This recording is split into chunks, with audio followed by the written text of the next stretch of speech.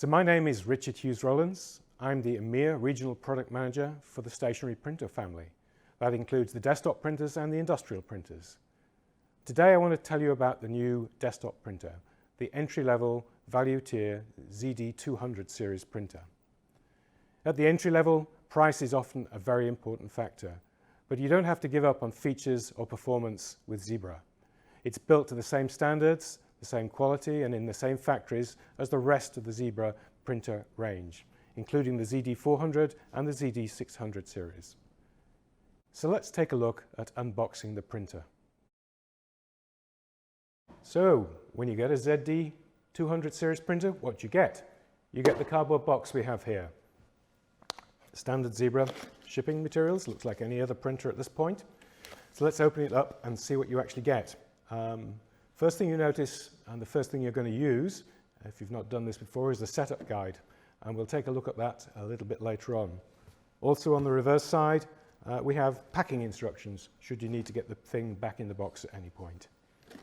Open it up, 2 power cords, standard kettle style Euro and UK power cords. A bit more unpacking, USB cable, type A, type C, standard printer cable, power supply, again pretty standard stuff for the desktop printers from Zebra. A little bit more paperwork, the safety guides, very short safety guide, very necessary safety guide in lots and lots of languages, and a new document is the regulatory guide. You'll see this in quite a lot of printers now. So this has all the compliance statements about the printer in it as well. A little bit more unpacking, and the printer itself is revealed. So let's take it out of the box and have a look. And there it is, ZD220 direct thermal model.